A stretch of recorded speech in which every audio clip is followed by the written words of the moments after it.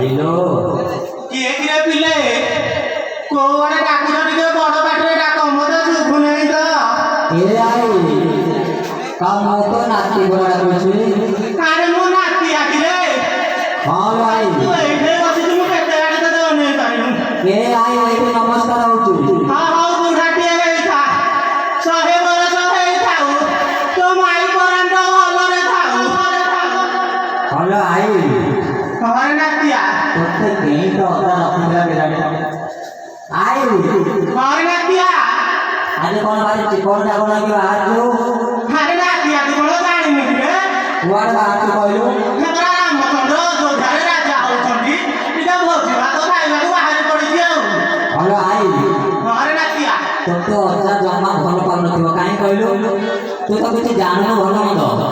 रामचंद्र परा गत काली तारो राजा हिसाब आज कौन आसी कुआडी दिबा भाई कौन होला मोरा मिया गाली खोल दाई सालानी हां हां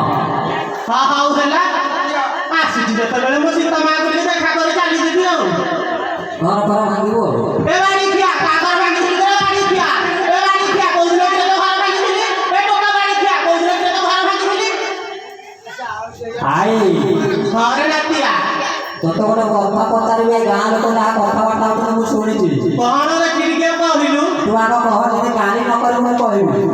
आज भल कथा कहबो किछि कहलिनी आ तू मोबाइल का जदी यार सियार कहलु मु कोन तोते छाडी देबी ना कोन ए आई मु कहूनी ए मु आसला बेल को गां पसला बेल को सुनिली